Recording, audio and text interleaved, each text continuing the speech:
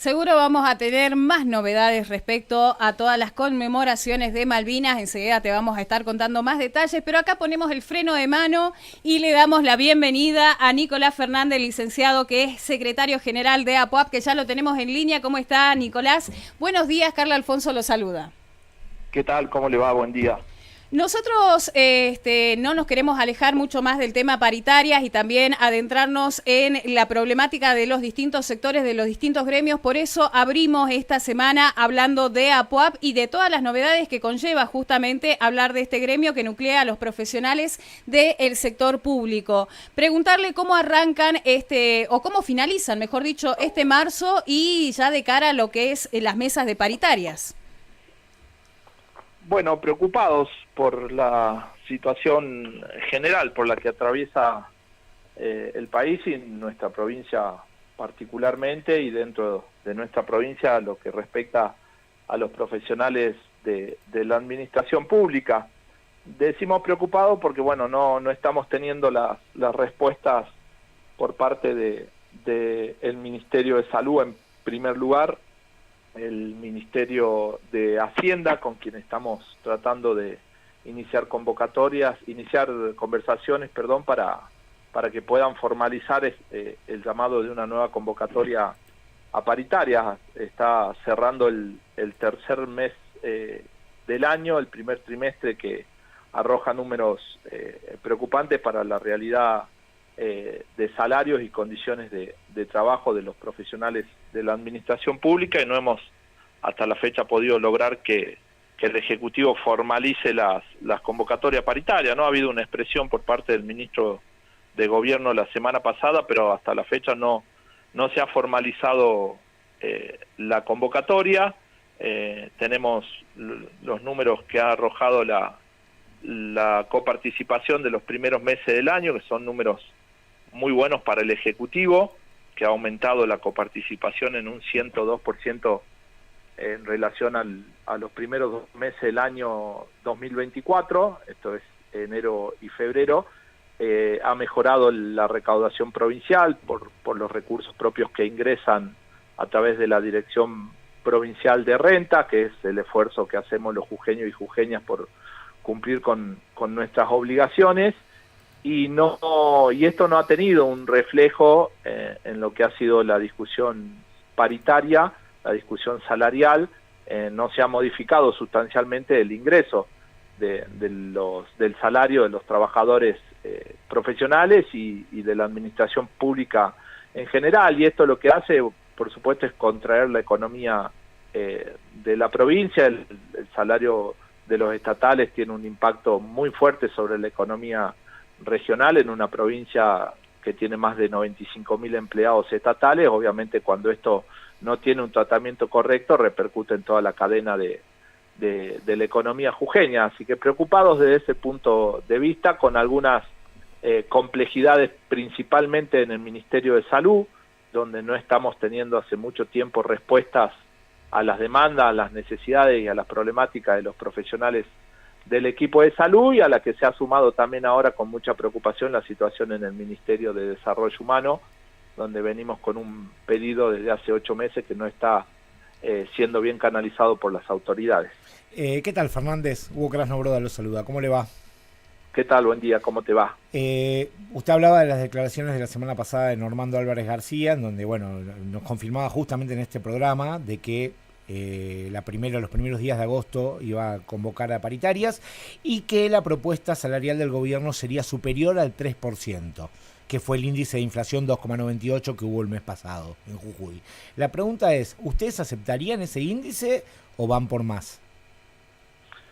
Miren, nosotros lo que venimos discutiéndole al Ejecutivo Provincial, que es que la paritaria no se puede regir pura y exclusivamente por los números que arroja tanto INDEC como DIPEC, en el entendimiento de que tanto nosotros como ellos saben perfectamente que esos números no están reflejando la realidad. Lo han dicho ellos mismos, incluso lo han dicho las propias autoridades de la DIPEC, que la metodología de medición que utiliza la DIPEC, que viene dada por el INDEC, no representa la realidad, por cuanto es una metodología vetusta, antigua, que está desactualizada, que toma parámetros que se han modificado en los últimos años.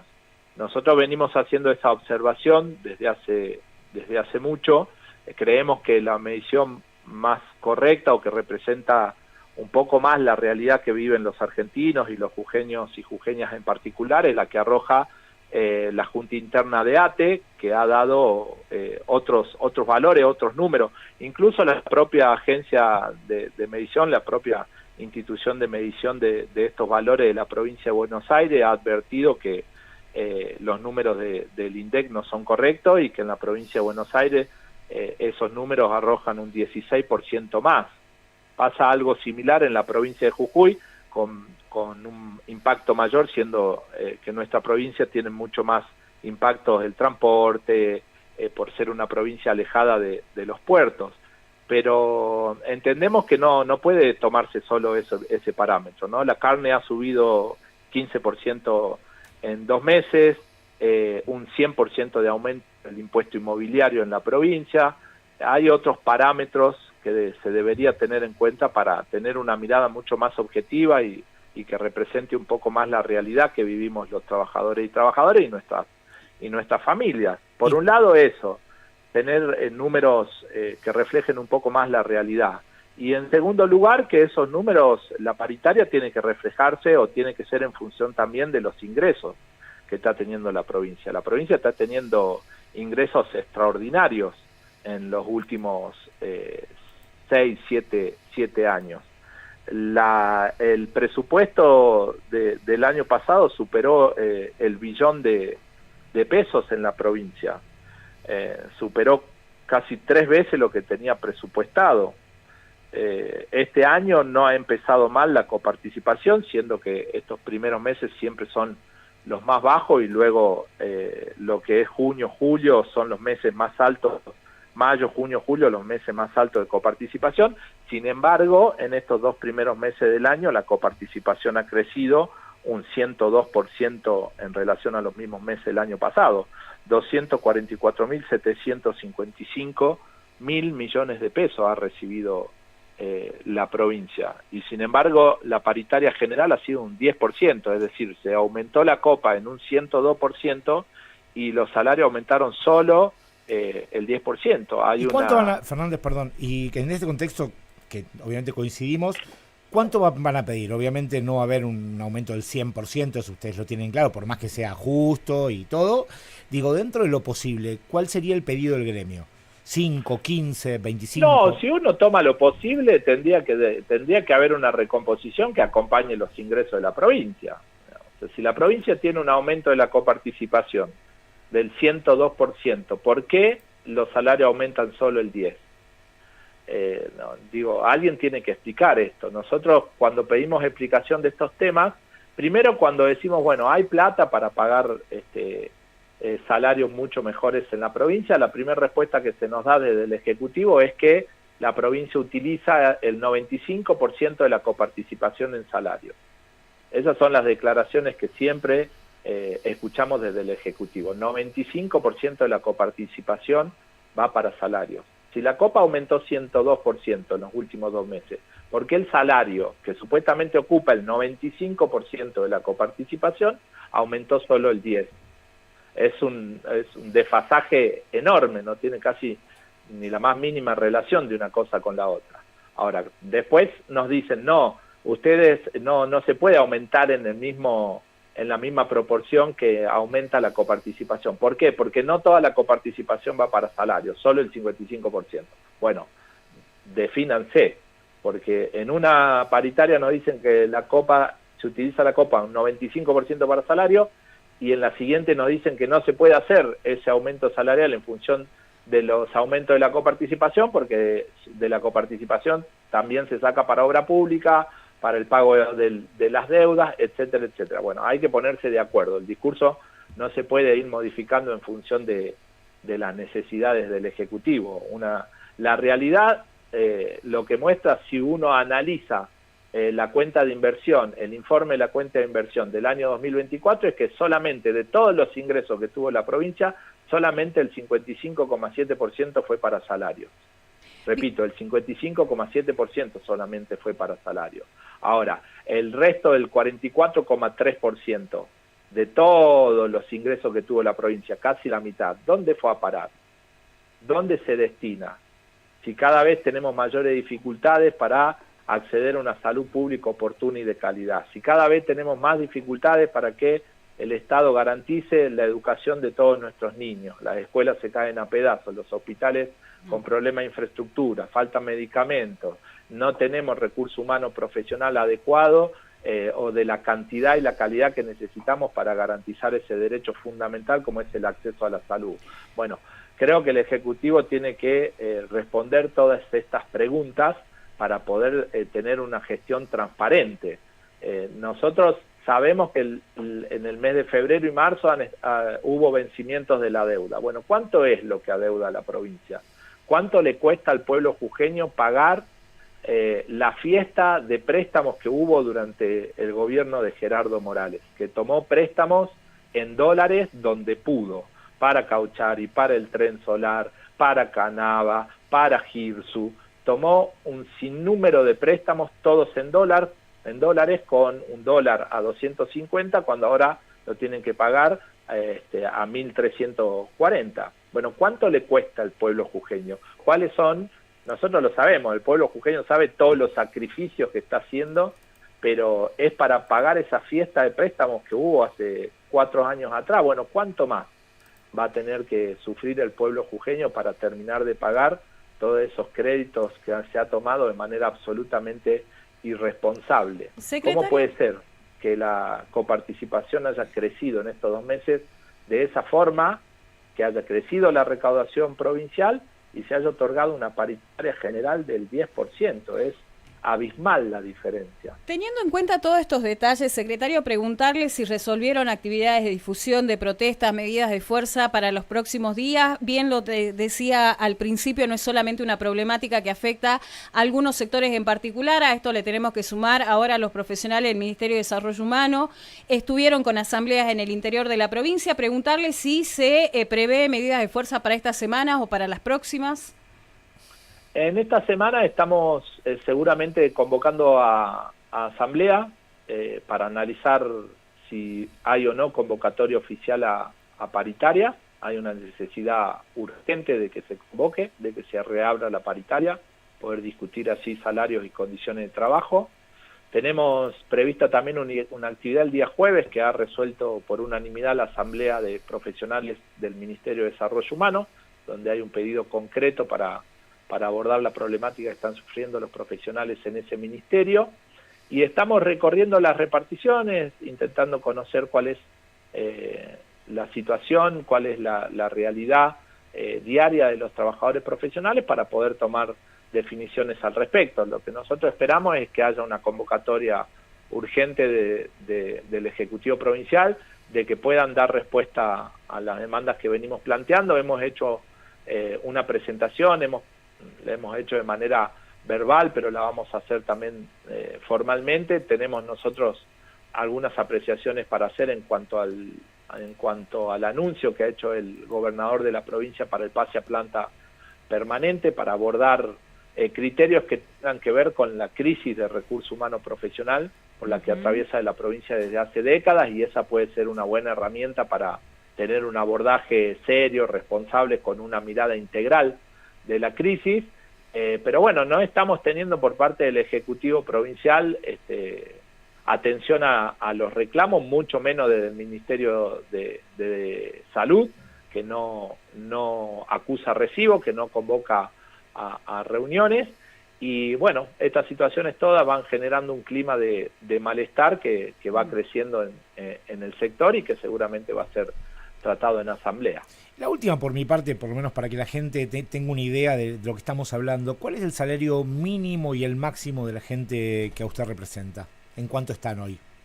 Bueno, hoy estamos viendo de qué manera va a impactar este 3% que anunció de manera unilateral el Ejecutivo. Recordemos que todos los sindicatos estábamos pidiendo que se adelantara el 5% para poder tener una recomposición, una paritaria general para el primer trimestre del 10%, más allá de las cuestiones específicas de cada escalafón.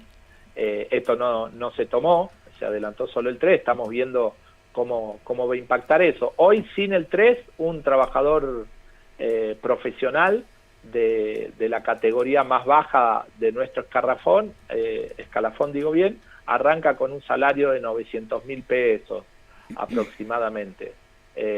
Esto es nuestro piso, nuestra base, nuestro cargo testigo, ¿no? Una categoría C1 de nuestro escalafón, que son los títulos universitarios de 3 años. Después comenzás a subir un poquito más en la escala nuestra, y ya una categoría A1 estará cerca de 990.000. Bueno, habrá que ver cómo impacta en este 3% en el salario, pero de ninguna manera alcanza la canasta básica total como salario de ingreso, ¿no? Que es lo que nosotros venimos solicitando desde hace años, que entendemos podría ayudar a comenzar en un proceso a resolver la profunda crisis de recurso humano profesional que tiene la provincia. Somos cada vez menos profesionales para una población cada vez mayor. Una canasta básica total medida por el propio INDEC hoy supera el 1.100.000.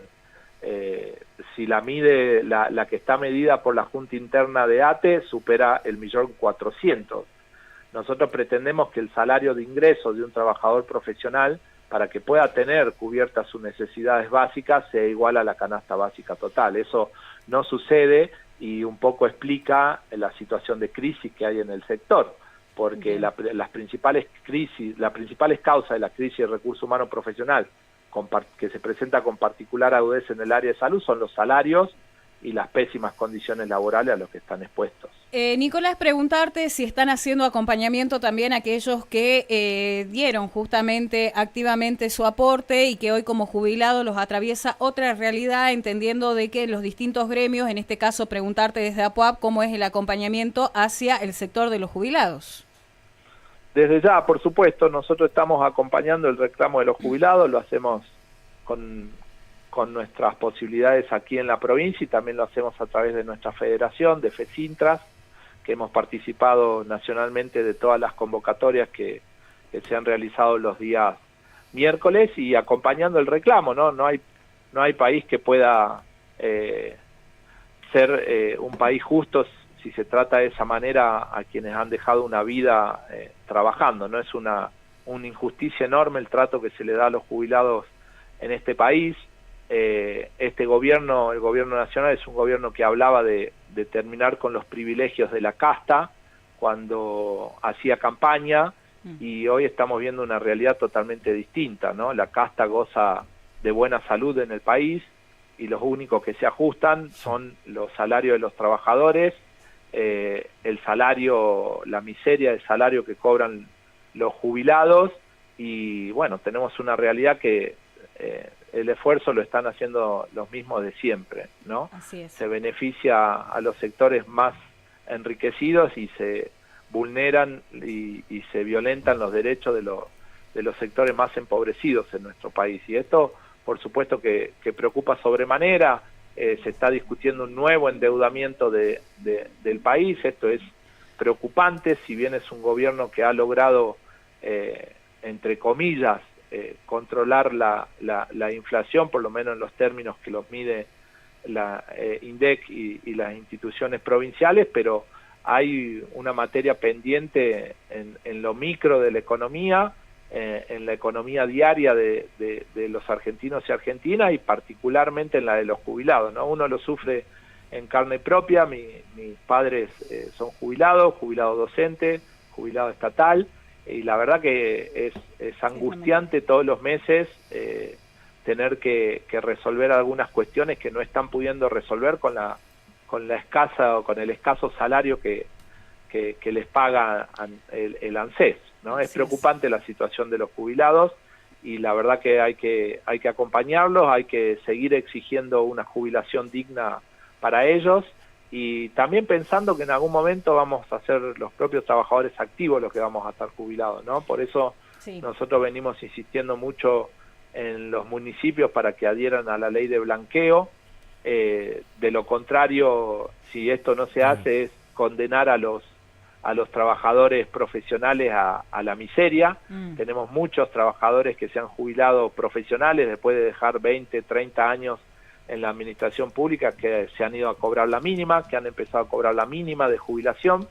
Esto tiene que ver con que nuestro salario profesional, solamente el 25% de nuestro salario está en blanco, el resto de nuestro salario se paga o en gris o en negro. Qué vergüenza lo que está diciendo, ¿no? O sea, es vergonzoso. O sea, lo que está diciendo básicamente es que cobres lo que cobres, si solamente te ponen en blanco el 50%, nunca vas a poder tener, ni que tengas un sueldo alto, no vas a poder tener una jubilación digna, nunca.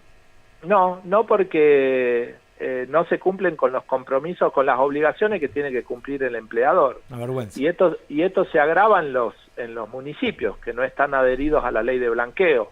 En provincia, en el año 2014, después de una represión feroz que hubo en la Dirección Provincial de Rentas, pudimos lograr que la provincia saque un decreto que luego fue ley para que se blanqueen los últimos 10 años de los salarios de los trabajadores, para que los trabajadores medianamente podamos tener una jubilación digna. Pero en los municipios no están adheridos y entonces se cobra, la jubilación se calcula sobre los últimos 10 años del salario, y en nuestro caso particularmente nuestro salario solo está en blanco el 25%, o sea que se calcula sobre el 25% de nuestro salario la jubilación.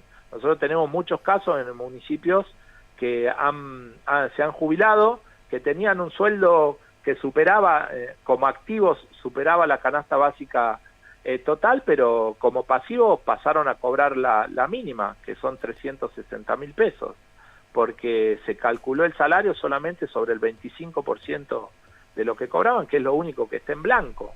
Entonces, la situación es preocupante. Si tenemos un salario inicial de los profesionales de la provincia que no supera la canasta básica total, es decir, traducido, no les permite garantizar sus necesidades básicas.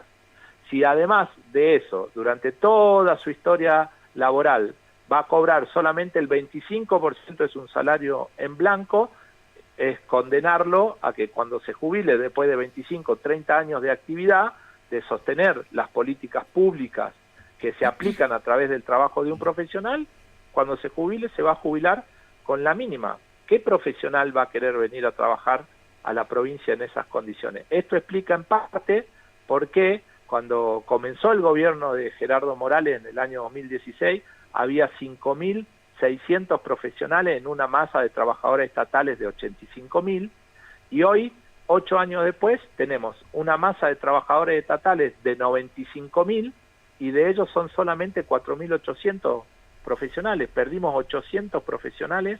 Lógico, en 8 años. Totalmente lógico. Nicolás, y una gestión que prometía profesionalizar la administración pública, ¿no? Se ha hecho todo lo contrario. Así es.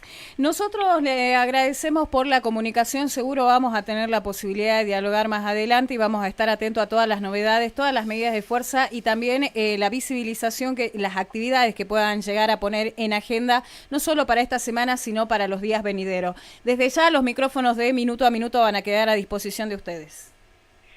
No, los agradecidos somos nosotros y esperamos que tengan una buena jornada, tanto ustedes como su audiencia. Muchísimas gracias. Un abrazo grande. Ahí dialogábamos con Nicolás Fernández, secretario general de APOAP, que nos traía un panorama general, no solamente de los activos, sino también de los pasivos, lo cual es lamentable, ¿no? Lo de los jubilados me dejó a mí... Atónitos. A ver, lo pongo en números, como ustedes saben, me encantan los números. Él dijo que hoy, sin el